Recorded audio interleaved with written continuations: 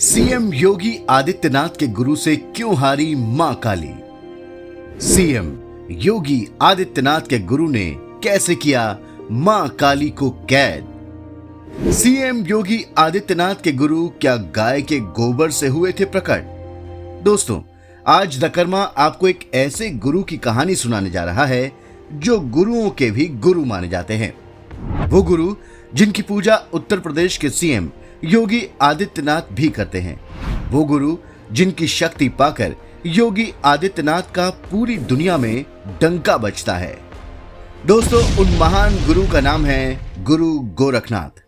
मुख्यमंत्री योगी आदित्यनाथ जिस गुरु परंपरा का पालन करते हैं वे आदि गुरु गोरखनाथ जी ही हैं। वो कोई साधारण गुरु नहीं थे। उनके पास ऐसी दिव्य शक्तियां थीं कि उन्होंने अपने तप बल से संहार की देवी मां काली को भी कैद कर लिया था। क्यों उन्होंने मां काली को कैद किया था, इस कहानी को बताने से पहले यह जरूरी है कि हम आपको गुरु गोरखनाथ जी के बारे में जानकारी दे दें। गुरु गोरखनाथ जी का जन्म किसी मां के पेट से नहीं हुआ था, बल्कि ऐसी मान्यता है कि वो गाय के गोबर के ढेर से प्रकट हुए थे, इसलिए उनका नाम गोरखनाथ पड़ा। गुरु गोरखनाथ बहुत ही सिद्ध योगी महात्मा थे। उनको भगवान शिव का अवतार भी माना जाता है। गुरु गोरखनाथ ने ही हठ योग परंपरा की शुरुआत की थी। उनके जन्म के बारे में भी बहुत ही रोचक कथा है। उनका जन्म किसी स्त्री के गर्भ से नहीं हुआ था। एक बार गुरु मत्स्येंद्रनाथ घूमते फिरते अयोध्या के श्रीनगर नामक स्थान में भिक्षाटन करने हेतु पहुंच गए। भिक्षा मांगते हुए उन्होंने एक ब्राह्मण के द्वार पर जाकर अलख निरंजन का अलख जगाया। महात्मा की आवाज सुनकर ब्राह्मण की पत्नी भिक्षा लेकर आई। ब्राह्मण की पत्नी के मुख पर पतिव्रता स्त्री का तेज था, लेकिन चेहरे पर एक चिंता की रेखा भी थी, जिसको देखकर गुरु मत्स्येंद्रनाथ ने इसका कारण पूछा तो ब्राह्मणी ने बताया कि उनके कोई संतान नहीं है। उसकी इस चिंता को दूर करने के लिए मत्स्येंद्रनाथ ने थोड़ी सी भभूत दी और कहा कि इसे खाने से संतान की प्राप्ति जरूर होगी। ये कहकर वो वहां से चले गए। ब्राह्मणी ने जब इसके बारे में अपने पड़ोस की स्त्री को बताया तो उसने ब्राह्मणी को डरा दिया और इस भभूत को फेंकने की सलाह दे दी।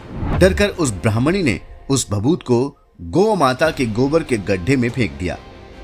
12 वर्ष बीतने के बाद एक दिन गुरु मत्स्येंद्रनाथ उसी द्वार पर आकर फिर से अलख निरंजन का अलख जगाते हैं। आवाज सुनकर ब्राह्मणी फिर से बाहर आई। उसको देखकर मत्स्येंद्रनाथ ने कहा कि अब तो तेरा बेटा 12 वर्ष का हो गया होगा, दिखा तो वो कैसा है। ब्राह्मणी ने भभूत के साथ जो कुछ किया था उसने गुरु को सब कुछ सच सच बता दिया। तब मत्स्येंद्रनाथ ने पूछा कि कहां फेंका था उसको। तब ब्राह्मणी गुरु को उस स्थान पर ले जाती है। वहां पहुंचकर मत्स्येंद्रनाथ ने अपनी सिद्धियों से प्राप्त मंत्रों का उच्चारण किया, जिसके प्रभाव से वहां पर एक 12 वर्ष का बालक प्रकट हो गया और उस बालक ने अपने गुरु मत्स्येंद्रनाथ को प्रणाम किया। गुरु ने उस बालक का नाम गोरक्षनाथ रखा, क्योंकि उसकी रक्षा गाय के गोबर के द्वारा हुई थी। गोरक्षनाथ को गुरु गोरखनाथ के नाम से भी जाना जाता है। इस घटना का उल्लेख नवनाथ भक्ति नामक सार ग्रंथ में भी मिलता है। अब आते हैं गुरु गोरखनाथ जी और मां काली के बीच हुए युद्ध की कथा पर। महाकाली के बारे में तो हम सभी जानते हैं कि उन्होंने बड़े बड़े असुरों का संहार किया है। मां काली को हम सब संहार की देवी के नाम से भी जानते हैं। उनके विकराल क्रोध से तो देवता भी डरते हैं। लेकिन एक बार माता काली को गुरु गोरखनाथ ने युद्ध में हराकर अपने पेट में कैद कर लिया था। कहानी कुछ इस प्रकार है कि एक बार जब गुरु गोरखनाथ एक सुनसान मार्ग से कहीं जा रहे थे, तभी उनके सामने मां काली प्रकट हो जाती है। मां काली उस वक्त बहुत क्रोध में प्रकट हुई थी। मां काली को साक्षात सामने देखकर गुरु गोरखनाथ जी उन्हें प्रणाम करते हैं और उनके क्रोध की वजह पूछते हैं। तब माता काली ने गुरु गोरखनाथ से कहा कि मूर्ख, क्या तुझे ये पता नहीं है कि जब भी कोई मेरे क्षेत्र या स्थान पर आता है तो वो मुझे प्रसन्न करने के लिए बलि जरूर देता है।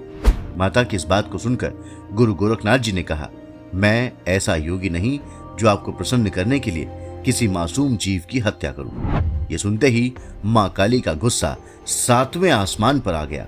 काली ने अपना विकराल स्वरूप धारण कर लिया। गोरखनाथ जी ने भी अपनी सिद्धियों से अपने आकार को विकराल बना लिया। अब दोनों में बहुत भयंकर युद्ध शुरू हो गया।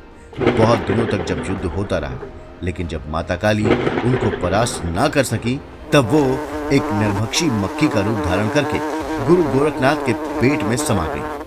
पेट में जाते ही मां काली ने गुरु गोरखनाथ के कलेजे को खाना शुरू कर दिया। अब गोरखनाथ जी भी दर्द से कराहने लगे। लेकिन दोस्तों, हम आपको बता दें कि गुरु गोरखनाथ जी भगवान शिव के अवतार भी थे और उनके एक महान भक्त भी थे।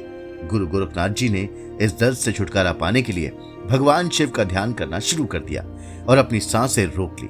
गुरु गोरखनाथ जी ने इसके बाद अपने पेट के अंदर अग्नि चक्र को जागृत कर लिया। अग्नि चक्र के जागते ही गुरु गोरखनाथ जी के पेट में आग की लपटें उठनी शुरू हो गई, जिससे मक्खी बनी मां काली जलने लगी। इसके बाद मां काली ने गुरु गोरखनाथ जी से क्षमा मांगी और इस अग्नि को शांत करने के लिए कहा। तब गुरु गोरखनाथ जी ने मां काली से 3 शर्तें मनवाई। उनकी पहली शर्त यह थी कि आज से वो किसी भी भक्त से बलि न मिलने पर नाराज नहीं होंगी। दूसरी शर्त यह थी कि अपने सभी भक्तों के साथ वो एक जैसा व्यवहार रखेंगी। और तीसरी और आखिरी शर्त यह थी कि वो कभी भी किसी संत या महात्मा का अनादर नहीं करेंगी। मां काली ने गुरु गोरखनाथ जी की ये तीनों शर्तें मानी और इसके बाद गुरु गोरखनाथ जी ने मां काली को अपने पेट की कैद से मुक्त कर दिया। दोस्तों, जाते जाते हम आपको ये भी बता दें कि गुरु गोरखनाथ जी के द्वारा ही हठ योग और नवनाथ योग परंपरा की शुरुआत मानी जाती है। आज हम जितने भी आसन, प्राणायाम, मुद्रा, नादानुसंधान, षटकर्म, कुंडली जागरण आदि योग साधनाओं के विषय में जानते हैं, वो सब इनके द्वारा ही हमको प्राप्त हुई है। देवी देवताओं के जितने भी साबर मंत्र हैं, उन सभी की रचना गुरु गोरखनाथ जी के द्वारा ही की गई है। गुरु गोरखनाथ जी की समाधि स्थल आज भी उत्तर प्रदेश के गोरखपुर में मौजूद है। समाधि स्थल होने के कारण ही यहाँ का नाम गोरखपुर पड़ा। गुरु गोरखनाथ को शंकराचार्य के बाद भारत का सबसे महान योगी माना जाता है। उत्तर प्रदेश के सबसे शक्तिशाली मुख्यमंत्री योगी आदित्यनाथ जी ही वर्तमान में गोरखपुर स्थित गोरक्षनाथ पीठ के वर्तमान महंत भी हैं। योगी आदित्यनाथ आज भी गुरु गोरखनाथ जी की उपासना किए बिना अपने दिन की शुरुआत नहीं करते। यही वजह है कि आज गुरु गोरखनाथ जी की कृपा से वो उत्तर प्रदेश के सबसे शक्तिशाली मुख्यमंत्री हैं। दोस्तों, अगर आपको हमारा ये वीडियो पसंद आया तो आप इसे जरूर लाइक करें और अगर आप सनातन धर्म से जुड़ी ऐसी अनोखी जानकारियों को जानना चाहते हैं तो आप हमारे चैनल द कर्मा को तुरंत सब्सक्राइब कर लें और बेल आइकन का बटन भी दबा दें। धन्यवाद।